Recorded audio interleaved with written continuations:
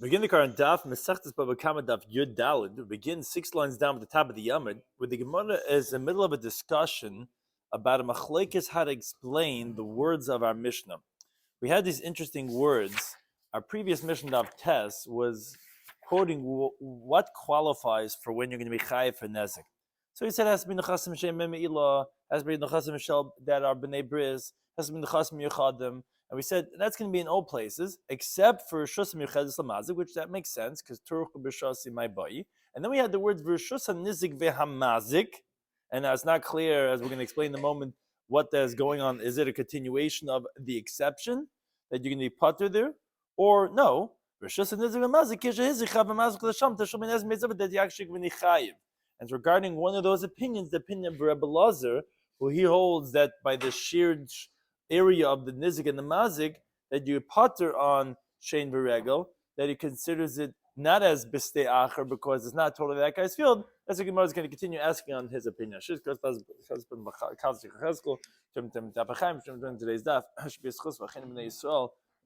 throughout the world. Some of the discussed in today's daf are, like we mentioned, Rishus Michedes Lamazik. If it's a domain that's designated for the damager, Chatzah Shutfin, that's the primary discussion. If it's a shared courtyard between the mazik and the nizik, the halacha of Karen b'shus harabim versus the b'chatzah nizik. Is there a difference if the mazik of Karen is in the public domain or is it in the victim's area? Then the next Mishnah has these very enigmatic words that the Gemara is going to explain each one of them. It's not simply understood. Shum kesef, shova kesef, b'fnei bezin, al pi edim. The words are going to have to be translated in the Gemara. So begin the current Daf Yudal, 6 lines down on top of the Yomid. We had mentioned in the Mishnah, as we just mentioned before, that you're chayiv for your mazik. We said chutz m'shusim yichedes lamazik, that you're not liable for damages to an animal that wandered into the mazik's own property because Amalei tells him turcha b'shusim my boy, the damaged animal was trespassing and he's not liable, the mazik, for such damages. And then it says the words v'rishus hanizik v'hamazik, which is a chatzah shutfin. That's a shared area between the victim and the aggressor. So there's a machlekes Rabbi Lazar and Rav Chizda we mentioned in the previous daf. How do you read the words v'rishus hanizik v'hamazik? Is it a continuation from chutz m'rishus m'chedes l'mazik and v'rishus hanizik v'hamazik that, like rishus hamazik, chatzah shutfin is going to be pataba l'shein v'regel? Because the pasuk says a bir b'stei acher, you're liable for shein regel only if it occurs in the private property, and a shared courtyard is considered a public area. So if it's going back on the exception that you're going to be patur, or like Rav Chizda, that no, is a period here, and then rishus hanizik v'hamazik kesher hizik chavamazik l'sham nezik, because chatzah shutfin is chayv bal l'shein regel. Because although the pasuk says a bir b'stei acher, but that's considered stei acher. Chatzah shutfin is considered a private field. It's that other person's field. That it's your also private field, but that's going to be the person's private field. That was a machlekes you mentioned, Rabbi Lazar and Rav Chizda on the previous daf. Now, according to Rabbi Lazar, we said the next phrase, that you have to pay for damages with choice property, is a separate ruling to include either Karen, which we said was not mentioned in the first Mishnah, or according to those, the whole shar b'chomili the shar, it's including a case of that there was a borrowed ox or the pekadon which belongs to the lender that damaged the borrower's or the custodian's ox, in which case we said tam b'shalom chatzei nezik, mun b'shalom nezik shalom. The owner is liable for the damages if the shoyl only accepted the responsibility for damage to the borrowed ox, but not liable for its actions. That's how we ended off the previous daf, explaining how that you would explain the rest of the Mishnah. Now the Gemara continues, as we said, 6 lines down from the top of the Yomid. Ini, the Gemara is asking on Rabbi Lazar, who his opinion was that chatzah shutfin, a shared courtyard between the nizik and the mazik, you're pater b'shein v'regel, because he does not consider it a bir b'stei acher. It's not that other person's field because it's shared with the mazik. He says, really? Are you pater b'shein v'regel? But Rabbi Yosef taught a brisa that says chatzah shutfin, a shared courtyard between the mazik and the nizik, or v'hapundik. A pundik is a large house where guests and passerbys would sleep over there, a motel, the kreitschme, wherever it is. Now, if by the motel one of those damages the other's shar, so the halacha is chayiv ben al shein bal regel. There's a liability for the mazik of shein v'regel, meaning, obviously, that we don't consider it like rishus harabim, because since it's not designated for the public to come there, it's trespass. They don't even let you use the restroom if you're going to that place. It's only for those who are living over there, who are spending the night. So that would be qualified as bistei acher, because by renting, that's how you're able to stay over there. So it's my area. Now it's also your area, but it's not Rosh Hashanah. Akapanim, it sounds like Rav Chizda. So you have to do Rabbi Lazar. Rabbi Lazar held that a chatzar shudfin is not considered to be a b'stei acher. It's similar to Rosh Hashanah, the via pot and shem regel. Seemingly, you see clearly a brayso that contradicts Rabbi Lazar. Rabbi Lazar would tell you, what's logical to ask on me? You don't think there's a brayso that holds like me too? But Vatanya in the brayso. There was 4 general categories that Rabbi Shloimy Schwartzberg said when it comes to the laws of damages. 1, we're going to explain this shortly. If it's purely the domain of the victim and not for the mazik, then chayv bakol. Then you're chayv for everything, which later on the Gemara is going to explain. Even keren tam, which we all know pays chatzin nezik. In the Rishus and Mechedes and Nizik is going to pay nezik shalim, because since he went into the victim's property and damaged over there, he's going to be chayav for everything, meaning nezik shalim. That's one domain. Then you have the mazik v'loyla nizik. If it's the mazik's area and not the nizik's area, then patamikol, then you're exempt from everything, like we said, because turcha b'shosi my boy. What's your ox coming into my pit bull? Is he runs around, he bites whatever I throw towards him. What's your ox walking into my property? Then he's pater from everything. So those are 2 different extremes. Shas nizik you for everything. Rishos mazik you pater on everything. Then you have lezel lezeh. You have an area that's shared by both of them. Let's say a shared courtyard, or vabika, or valley, which is open for them all.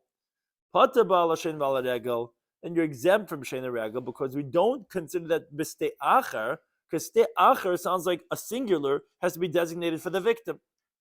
So you'll be pater on shein regel. But al negicha for goring, val negifa for smashing with its body, val neshicha for biting when it gets mad, val avitza for squatting, val beita for kicking, which all these are the derivatives that are telodis of keren. So tamasham chatzinazik, the first 2 times I'll pay half the damages because it's considered like Rosh Hashanah, where both of them have permission to go to, and keren is chayiv Rosh Hashanah, unlike shein and regel. And mud misham nezik shalom. And when it did it a few times already, then I'll pay the full damages.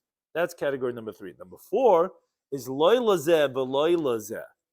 What does that mean? It's not for this one, not for that one. So the Gemara later on is going to explain that it's not of both theirs, but rather it's one of theirs, which is that of the nizik. Let's say a court that is not both theirs. Although it sounds like it's neither one of theirs, it's not true. It's not both of theirs, which actually it's one of theirs, which is actually that of the victim. Then you'll be liable for the mazik of shein and regel nezik shalom, and al negicha, val neshicha, val negifa, val ravitza, val beita, which are the talodis of keren. Tam misham chatzi nezik. Tam will pay half the damages, and mud misham nezik shalom, which later on the Gemara is going to ask, how could you say that? You already said in one of the first categories that by the chatzar hanizik, even keren tam pays nezik shalom. So if we're going to explain that this she'ena shel shnei means it's not both theirs because it's actually one of theirs, which is the victims. So why would Tam pay chatzei nezik? You already told me that b'shus nizik you pay for everything. But we'll get to that in a second. The main thing now the Gemara wants is, again, the Gemara had asked on Rabbi Lazar from Rabbi Yosef's Brisa, says, you see that not like you. You see that you are chayiv b'chatzas shutr. It says, look at this Brisa. Yes, what do we see in the Brisa? It says, chatzah hashutrin v'abika, a shared courtyard and the open field areas that we have. Pota balashin regel, you're exempt from the regel, which is like Rabbi Lazar, which holds that it's not b'stei acher. So don't ask on me. But says okay, now we have a stira in Braises. How do we hold? Do we hold that it's b'stei acher and you're going to be chayav, or we hold it's not b'stei acher, you're going to be potter? Says the Gemara, nein.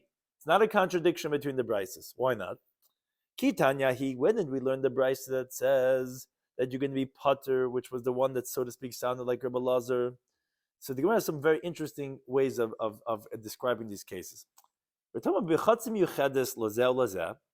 So that one, is when we say it was sheared courtyard, so that was for bein leperes, bein leshvarim. For both of them, they were able to have their produce over there and their oxen. Where therefore that makes it a chatzah shutfin for Shane and Karen. So for Shane you can be potter because let's say essentially everyone holds like a Belazar that it has to be a chatzah hanizik. Has to be specifically has to be only the nizik's domain. So here, where it's not only his, so you'll be potter for Shane because it's sure we're all allowed to have. This is the co-op rules. We're allowed to have our food over here. And regarding Karen Tam, you're going to pay Chatzi Nezek because it's Rishus Harabim, so to speak, and therefore you'll pay Chatzi Nezek. Fine, so that makes sense. Why are you going to be put on Shem Berego? But Ahid Rav Yosef, the one that we had asked on Rabbi Lazar, that Rav Yosef brought a brisa that says, what do you mean? Rav Yosef brought a brisa that says you can be chayiv on Shem Berego, and that's a Chatzah HaShutfin. So the Gemara says, no, you don't understand, specific case. It's shared for what? That was an area that the co-op rules were that you could put your food over there. But it was not designated for the oxen. Oh, so it comes out interesting, says the Gemara. For the mazik of Shane, when your shur eats someone else's peiros, you should not have had your shur over there. It's not similar to Rishus Harabim where you had permission to be over there. We're going to consider it as Rishus Hamiyuchedes Lenizik. And that's why you're going to be chayiv. It's going to be a bir b'ste'acher. That's not a contradiction. It says Gemara, Degenami, actually, it says Gemara, it's interesting. A precise reading indicates this because the Ktani Hacha Dumi the Pundik. Rav Yosef's Bryce said two cases. Chasa Shultzin va Pundik. Now, a Pundik, the motel, is the lobby is not meant for oxen. Because that's where people put their merchandise. And they don't let the oxen come in. They don't push and step and break all the merchandise. So that would make sense that it's chatzah miyuchadis. Yeah, it's shared for both of them, but lepeiros, but not leshvarim. Oh, so then of course that's going to be a bir b'ste'acher.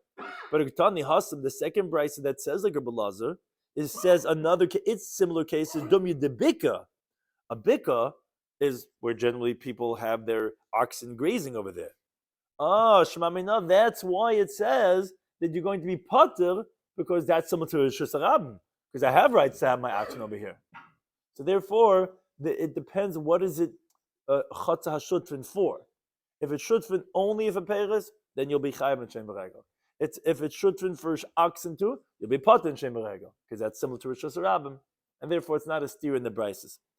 So the Gemara says, Maskiv Rabbi Zera. Zera asks, he says, wait a second. But since it's designated for peiros, for both of them, al kapanim, but habe'inan ubir b'ste'acher, beleka. So how could you call this ubir b'ste'acher that you're trying to explain for the first brisa that is not difficult in Rabbi Lazar? Because, you're going to be chayiv because it's only for peiros that is designated and not for shvarim. Yeah, but the mazik has reshus to bring in this peiros also over there. It's not bir b'ste'acher. It's not Yenim's field. It's my noichit. Now you're right. I'm not supposed to bring in my shvarim, but I'm not bringing my peiros. So although you have a svara to say, well, it's not like Rishus Harabim where Rishus Harabim your oxen allowed to be there. Fine, I get it, but it's also not bir b'ste'acher. It's not his field. It's my field also. So why when my ox does come in and eat his produce, am I going to be chayiv? It should not be like ubir b'ste'acher. So Amalei Abayis says to him, he says, no. Even the in mechez l'shvarim, he holds different svara. He says, no, since it's not designated for oxen, ste'acher krinabe. We do consider it as a different field because klape your ox, in regards to your ox, it came in without permission. It should not. There was no permission for oxen to come over there. So regarding the ox, it is someone else's field. It's not your field regarding your ox coming in. So therefore, that would be a violation of Bir B'Stei Acher, and therefore you would be chayiv for the mazik of Shein. So that's a machlekes between Abai and Rabbi Zeir. Amalei Rabbi Chama Daf Ravina, he says, okay, lema, let's say midibasnito lepligi, from the fact that you just resolved, which was seemingly an explicit machlekes regarding chatzah shutfin. If you chayv on shem regel, you put b'shem regel. You just explain why the Mishnah, why the Brisa are not disagreeing, because you explain them in different cases. Maybe the machlekes Amarim recorded in the previous episode is not a machlekes. Maybe you'll say the Rav Chizda that held that Yechayiv and Shem Regel is talking about where it's not designated for oxen. So therefore, that's like Rosh Hashanah Nizik. Whereas in the Rabbi Lazar, who says that you're going to be potter, is because it's designated even for oxen, and therefore it's like Rosh Hashanah. It's not being B'steacha. So maybe there's no machlekes Amarim. So Malay says, you're right. Maybe there's no machlekes. Maybe they're referring to different cases. So and even if you want to say they disagree, I could tell you that it's bekusha de Rab Zera beberuga da Abaye pligi. That really they're not disagreeing. They could all hold like, let's say, this teaching of Rabbi Lazar. But the machlekes is when you have a mechatza miyuchedis lepeiros and not for shvarim. Rav Chizda is like Abaye, that since it's not designated for oxen, okay, it's considered like stei acher. Whereas Rabbi Lazar is like Rab Zera, that since the mazik has permission, at least for peiros, so it's not stei acher. It's not Yenim's field, it's my field also. So it could be that their machlekes is not the way we understood it, that in general the machlekes regarding chatzah shutfin. You could either say that they don't disagree and it's just different cases, or even if they disagree, we could say it's on that specific case of chatzah yuchedes lepeiros v'loy l'shvarim. How do they hold? Do they hold like Abaye or like Abzera? That might be their machlekes. Now the Gemara continues discussing, going back to Gufo. We had brought this brisa, because we wanted to show that there's a brisa that says like Rabbi Lazar, but now let's go back and dig into this brisa a little bit. Rabbi Shimon Lazar said 4 different principles, different categories in the laws of damages. Okay, number 1 was kol shurishus lenizik. Whatever is the property of the victim, and the mazik has no rights, is trespassing, he's liable for everything. Now the Gemara makes a diuk. Al hakol lekatani. It doesn't say he's chayv on everything, which that would make it sound like on Shane and Regel and on Keren, that for every mazik you can be chayv. No, el chayv bakoil. Sounds like you chayv in everything, meaning that even on Keren, even though it's tam, we're coming to let you know that you can be chayiv bekulei nezik, in everything, in all the damages. So says the Gemara, Mani, who is the town of this brisa? Reb Tarfon, he must be like Reb Tarfon. Kadami says, as brought later on Perak Ketzad, Haregel Navchav Dalma Beis, he says, Meshuna Keren. So Rashi just qualifies, he explains you, which is one of the lumdis everyone's busy with in Daf Beis and Bava Kama, that Keren Tam and all its toiladis is called Meshuna. That's what it's called. It's part of the characteristic of Keren, besides Kabanas Lahazik, is that it's deviant, meaning since it changed its nature, which is not normal for an animal to do this, so Keren is called Meshuna. But Al Kaponim, he says that when you have Meshuna Keren Mechatzach HaNizik in the victim's courtyard, Nezik Shalom Mishalim. So although all along we were saying that Keren Tam is Chatzah Nezik, in the Chatzach HaNizik, it's going to be Nezik Shalom. So great, that's this teaching. B'shus HaNizik, B'chayv not Al HaKol, but Bakol. Yeah, you can be chayiv for the entire damage. The problem is, look at the later case. It said, the last case we said, now if it's not his nor his, it's not both their courtyards, you can be liable for shem regel. Now, says the Gemara, what does this case mean that it's not his nor his? Meaning not the maziks, not the victims. If you think itaka means that, it's not the maziks, not the niziks, el dacher, someone else's property. They were at some neighbor's property, the mazik and the nizik, and his ox gores his ox. And you're telling me that you can be chayiv on Shane?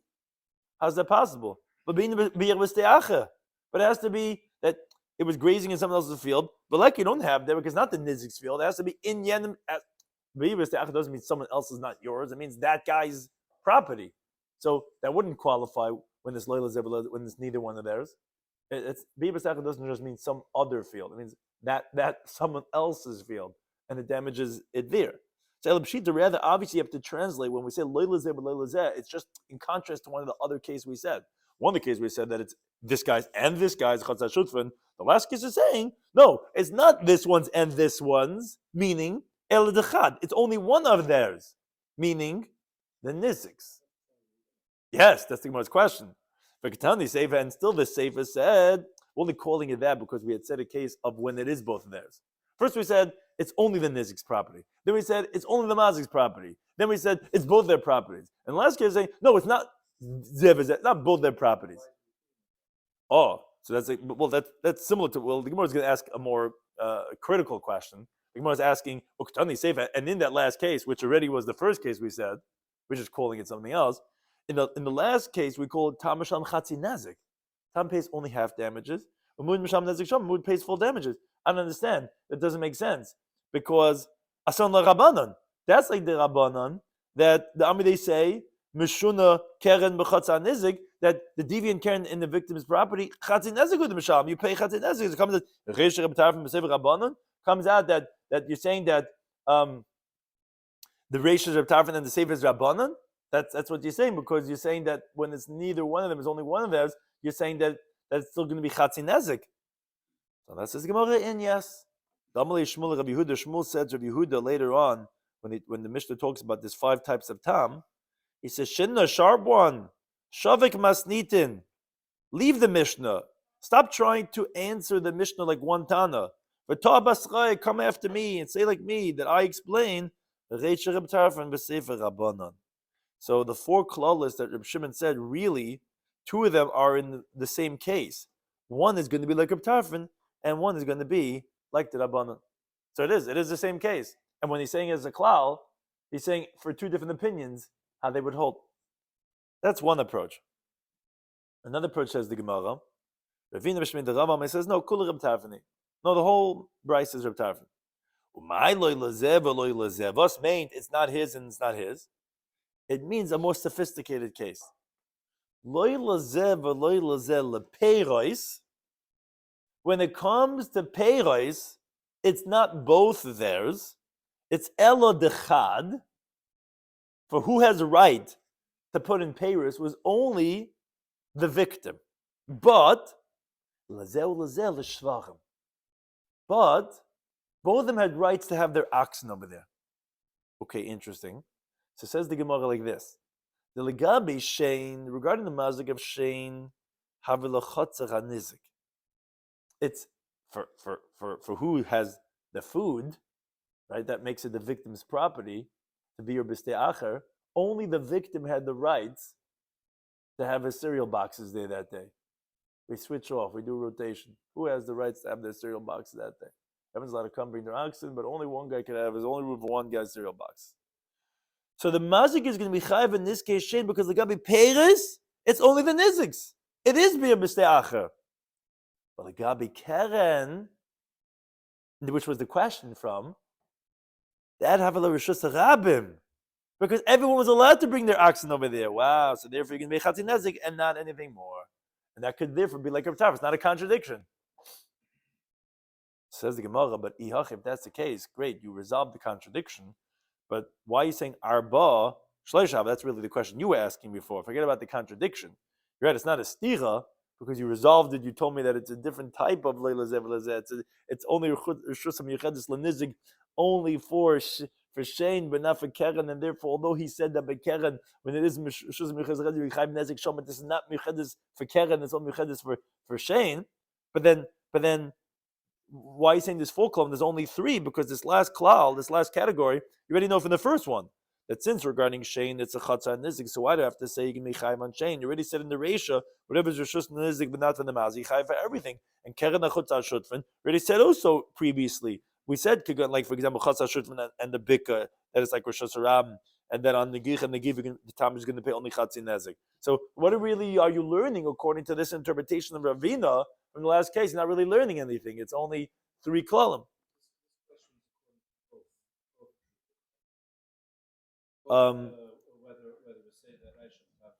No, so that's what Taisus comes to say, that according to Shmuel, so that explains that the Reish is Rav Tarf and the Sefer Rabbanan. So you need the Sefer to let you know to exclude from Reb Tarfon. It's still three scenarios. Right, right. So that's what Taisa, I seems like it's coming to Bavar in that you would still need that fourth case. Meaning, yeah, it's three types of situations, but you would still need that fourth case, so to speak, even though it's the same thing, just to let you know, not like Reb Tarfon. But according to Ravina, it's just unnecessary. I think Taisa Bavar in your question that yes, there are only three according to everyone, but you would still say another fourth case.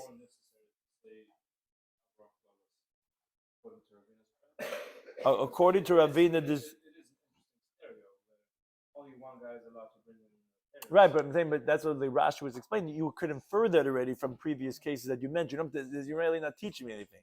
According to Shmuel, we're teaching you, and we're teaching that the Rabbanan disagree, which you might not have known. So that's what we're letting you know, a klal, that in the same case there's a dissenting opinion. But according to Ravina, there's nothing that you're teaching, because regarding Shein that's Chatzah Nizik, I already know from Kosher Shusel Nizik, and Kerem B'Shuz Ram, I already know from Chatzah Shut from Vabika. Like Rashi explained, just Taisa addresses it a little bit more head on. So now Nachman Yitzchak, he says, as Getin Tamid Beis, he says, you're right. It's Shloisha Klalos, it's three rules, because there's only really three halachas over here. You have Rishus HaNizik that's chayiv and everything. You have Rishus HaMazik that's pater and everything. And you have Chatzah Shut that's chayiv, Chatzin Nezik for Karen, and it's going to be pater and Shem B'Regal. But it's by Arba Makaimis. It's in four places where it does not have the same halacha, where there is a Chatzah HaShutfin that you can be chayiv on Shein. For example, where it's designated for one of them for Peiris and for both of them for Shlachim, so there is a difference in the application. But you're right, it is really only three klalas, but it's going to be four places because, again, one, it depends on what type of chatzah shutfin. You could have a chatzah shutfin that you'll be pat and shem regel, and you can have a chatzah shutfin that you'll be chayv and shem regel. Again, depending on what is it shutfin for. Is it shutfin for everything, or is it shutfin only for shvachim? But for Peiris, if it was only one of those, then you would be chayiv, because then it would be like ubir b'ste'acher, because it would be rishus michadus l'nizik in a way for that of the mazik of shein. What do you mean? It's a compound different, meaning in its complexities. Right. That's what it sounds like. That the way Rashi explained, that's what it means. Shleisha clause Bava Kama Daf is really only three categories. It's either sheared now, but sheared. Yeah, exactly. You could have a different halacha of shear depending on what the shearing is, and those variables. So therefore, that's what we call the four klolas, but really it's three in four places. Now the next Mishnah is really obtuse. It can't really translate it. But the Mishnah is continuing the theme of the previous Mishnah, and really of the first Mishnah too, regarding the liability of damages about the obligation of payment.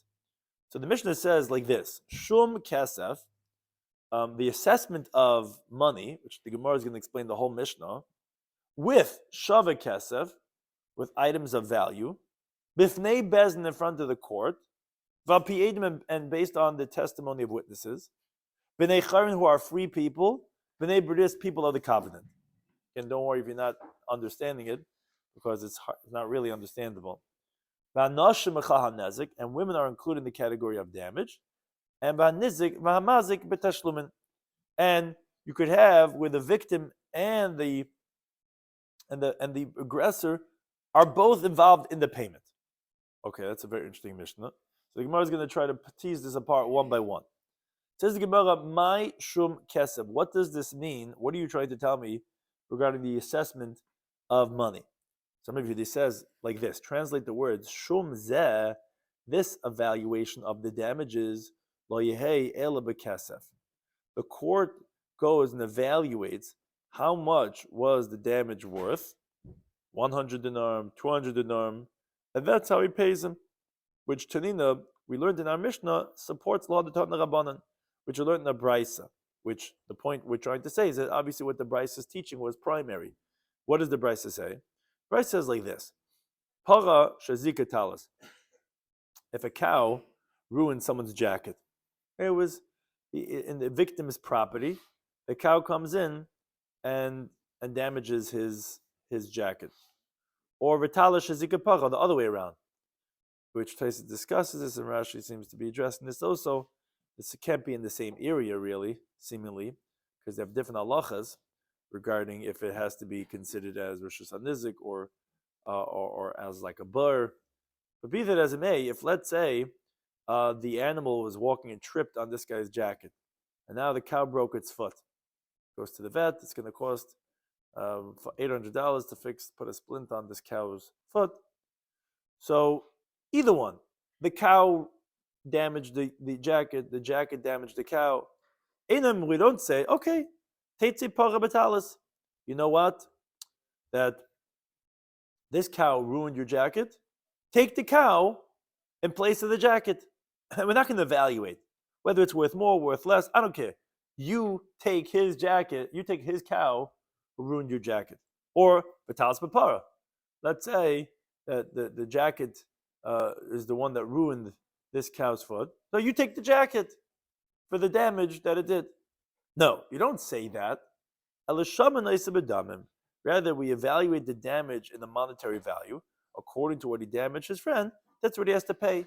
So those are the opening words in the Mishnah. Shum kesef, a monetary assessment, meaning shum zeloye el bekesef. The nizik can only claim money, but not the item responsible for the damage as payment.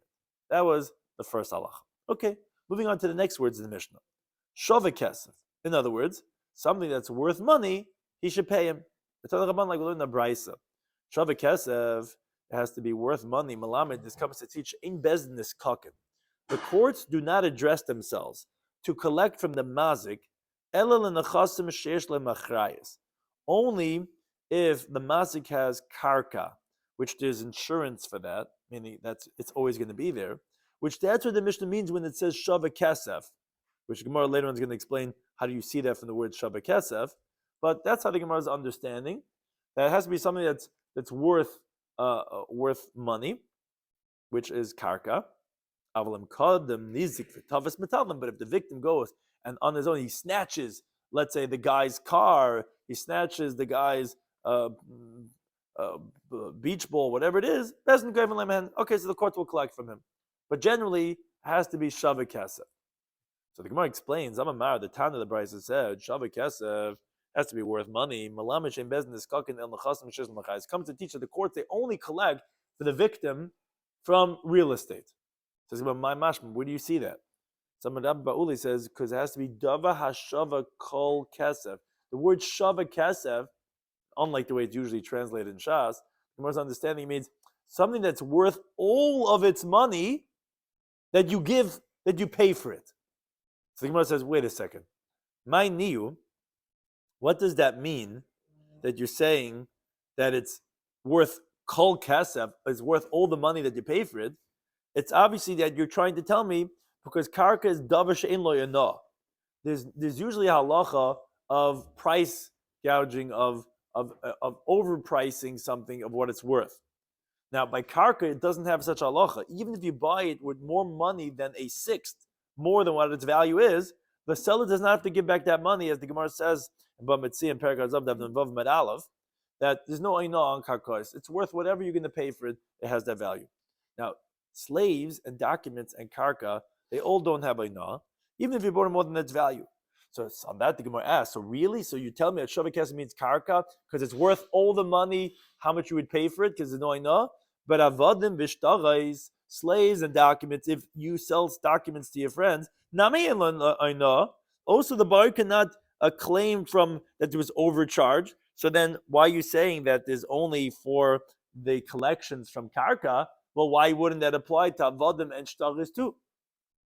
So Elam Rabbi Ba'ula says a different shot. He says it means davar hanikne bekesef. When we say shava kesef, how do we know that it means karka? Because we're talking about something that's acquired with money without meshicha, which karka is acquired with money, as the Gemara says in the first paragraph. There's nafchav base. So the Gemara says, okay, avad mishtach is not nikne bekesef. Slaves and documents are also acquired with money, as Rashi says, Eved is acquired with money, as the Mishnah teaches the kedushin of Rav Beis and Beis. And he says shtar that's acquired with money. He says lo yispachash heichi. He says it's not explained where exactly that is, but that's what he says, that he doesn't know where that's alluded to. But Akabon, that's what the Gemara is saying, that it's acquired with money. So again, how do you know that shava kesef refers to karka and not other things too? So Elam Rav Ashi, rather Rav Ashi gives a different interpretation. He says, Shava Kesef means karka because it means to say that you're going to pay Shava Kesef, meaning as it classically means. Shava Kesef means something that's worth money, but V'loi Kesef, and not money itself. Karka is not money, it's worth money. Whereas Vahani Kulu, but all these items that you were talking about regarding Mitaltalin, or Avadim, or Staris, they're all Kesef Ninu. They're all considered quote unquote money, like Rashi explains, because you could bring it from place to place and sell it, as the Gemara said on Daf Zayin Mabez. So it's considered cash. It's something that you could pay with. It's money. Karka is not money. It's Shavik. It has a value of money. And therefore, that's why we say, when we said, the Mishnah says Shavik Kesef, it means that the Nizik only collects, the court will only collect for the Nizik from Karka. However, the Gemara asks, Rami le Rabbi Yehuda bar Chinna le Rav Huna bar Rabbi Yeshua. He asks, what do you mean? Tana, we learned the Braisa, Shavik Kesef. You tell me, what does it mean that it's worth money? Malamet Shem Bezdin Kakin comes to teach that the courts are not going to address themselves to collect for the victim only from real estate. Really? But Tana learned the Braisa that we've quoted already previously, Yashiv, it says, the Pasuk, seemingly unnecessary word of Yashiv, which is inclusionary terminology, what you give back to the victim. L'Rabbi Shavik Kesef comes to include even something that's worth money, meaning even if it's brand. Obviously, metal and movable items also you collect for Nizakin. How could you say in our Mishnah, the way you're translating, that you collect for the victim only karka, only real estate? Says the Gemara, you're right. Of course, we collect for the victim, even metal and even subin. So what are we talking about? What do we mean when we're saying in the Mishnah and so too in the Braisa that we're only going to be collecting from karka? That's biyasmi. That's by orphans. That if the father was a mazik and left over karka, then you could collect from that. But movable items, no, because the famous halacha metaltal diyasmi, the movable items of orphans lemishtav b'chayv does not become indebted to the creditor, because you could say that after the father's death is when they acquired it. So therefore, that's what we mean in our Mishnah, that Shavik Kesef is going to be collectible only from karka and nizakin, is when we're talking about orphans. You must say, Ibi asked me, if we're talking about orphans, the aim is safe. Look later in the Mishnah. The Mishnah says, "Kadim nizik," in the Braisa. The Braisa explained. It says, and if the victim goes with tough as metal, if he snatches a muvlaim, he takes the Parker pen from the mazik. Bezdin government, okay, the courts will collect it for him from them. Says the Gemara, Be'ibi asked me, but if you tell me he's talking about orphans, my Bezdin government, why is the court going to collect it? Why? It's metal asked me. It's not mishtab. You shouldn't be allowed, even if he snatches it. Says the Gemara, Amar Rav Nachman, like he says in Mesechta Ksubis and Perka Kaisiv, that there he was talking about, as he explained, the Shatafis Michayim, the one who was collected it from the father when he was still alive. So even though his rights are only in karka, but from the father he has rights that to collect from anything that he owes him. So when he takes the Parker pen when the father was still alive, so here also we're talking about we snatch when they're still alive. You're right. He would have no right. We would have to take it back from him. But here he snatched when the father was still alive, and then when he died, the court say, okay, Kent is halton, you could hold on to it, and you could use it for your payment. Now the next words in the Mishnah was said b'fnei bezdin, which it sounds like what the Mishnah is telling us is that this Shavik Kesef is b'fnei bezdin, meaning that the properties have to be in front of court. What does that mean to say? Prat, it's excluding l'moichin achasav. If someone sells his assets and he depletes his funds, and again he comes to court, where the court will not collect from the lekuchais, because the karka has to be b'fnei bezdin. If he sold it, it's not before bezdin anymore because he sold it off. So that's his Gemara. What? Shema mina, are you telling me you're going to infer from this? If a guy borrowed money, and he sells his assets, he comes to court, the courts are not going to collect from them. What do you mean? But we know that the lender could come and collect from the lekuchas. So what is this? How you translate b'fnei bezdin? Seller rather says the Gemara, you're right. What the Mishnah is coming to tell us is a different halacha. When it says b'fnei bezdin, it means that what's a bezdin? A court is professionals that could adjudicate cases of kanas, of penalty. That's the court that it has to be judged in Prat lebezin hadyotis. That excludes a court of common people, 3 random guys you picked from shul, and you say, hey guys, we want to have a court case. That's what we're saying, that no, it has to be b'fnei bezdin and not in front of 3 hadyotis to have this halacha of downing the din knossos when a guy damaged another person. The next words in the Mishnah were al pi edim. Well, depends. Not necessarily. Karen would be. So that's what Tais discusses. He says, he quotes Rashi. It says regarding Dina Knossos. He says, and even though the Mishnah talking about Knossos, so there's no Karen here at all. So it says that he says, but still it's being miramistas the time of the Mishnah, even by things that don't apply by the Reisha, which, as we're going to explain by this next case of Api Edim, that is Prat Lamoid B'Knas V'Achba Edim. You're right, even though we're not talking about Knas, but there are cases. Could be. It sounds like from cases that it's that because there are other cases that we're referring to that are Knas, that's what we mean to say it has to be in front of a Bezdin. It's not a Knas, exactly, whatever. According to one mandam, according to one that's Karen, there would be Knas. If you're pagan this is Knas, like we'll see versus Mamayna. Now the Mishnah said, Api Edim, that witnesses have to testify regarding the damage in court that this guy damaged this other person. What's that coming to teach us? Prat, that's coming to exclude, like we just alluded to from Taisus, Lamoide b'Knas. We're not talking about Knas. That Taisus says you see that we're alluding to case of Knas, and that's what it means b'fnei bezin. And that's how P Edim the same thing. It excludes Lamoide b'Knas v'akach bo Edim. That if, let's say, it wasn't through witnesses, the guy himself admitted to this thing that he had done, which would make him liable for a penalty, and then witnesses came. Shupata, there would be part has to be only up Edim, but he's going to be exempt if he admits his culpability before witnesses testify. Says, wait a second, that's not according to everyone. That's good according to the one that says, which Machlik is later on Pekim Ruba Devayin Him at Aleph. If you admit to the penalty and then witnesses come, you can be exempt. According to one that says that if you admit to the penalty and then witnesses come, you can be chayv because the witnesses came. Like, what are you going to say? What does the Edim coming to teach me? It's really the next part of the Mishnah. It wasn't really for the words of Al Pi Edim teach me anything. It was which Edim? It said B'nei Chaychen, as we continue to have Tesvav Aleph, 3 people, B'nei Bris, people of the covenant, that the witnesses have to be B'nei Chaychen, B'nei Bris, and that was teaching me something. B'nei Chaychen, 3 people is Lamuti Avodim, it's coming to exclude slaves. B'nei Bris, people of the covenant is Lamuti Avodim, the covenant to exclude non-Jews. And says the Gemara, I needed to exclude both of them. Why? The Yeshmini Ebed, had they only taught you that Avodim are not going to be included, Mishum De'in Layachas. A slave has no relationships. As the Gemara says, everyone agrees that Ebed has no yichus. Like it says by Avraham Avinu, by Hamaria, Ama Ima Chamar with the donkey, which is Ama Demel Chamar. They're like donkeys that they don't say Over Zantata, who's the donkey's father. We don't have that. Avanachi, but a non-Jew who has yichus, as the Gemara says over there, we find Hajrima and Ben Tavrima and Ben Chazol. We see Mekai the Dorch the yichus that filled by the Goyim. Imaloi, I would say that he's not excluded from saying Edis, so you have to say a Nachri too. We only said regarding a non-Jew, I would say because he has no application for mitzvahs, and therefore he cannot say testimony. But a slave, actually, Eved Kanani has the mitzvahs that women have, as we learn that Exer Shavallah from Isham. So Emalai, I would say that he's not excluded. Actually, he would be cautious to say testimony. That's the chiddush that we needed to tell you from Bnei Chayrin and Bnei Bris. The chiddush is telling me that they could be Edim, but Avodim and Nachrim cannot be Edim. Thank you to any time.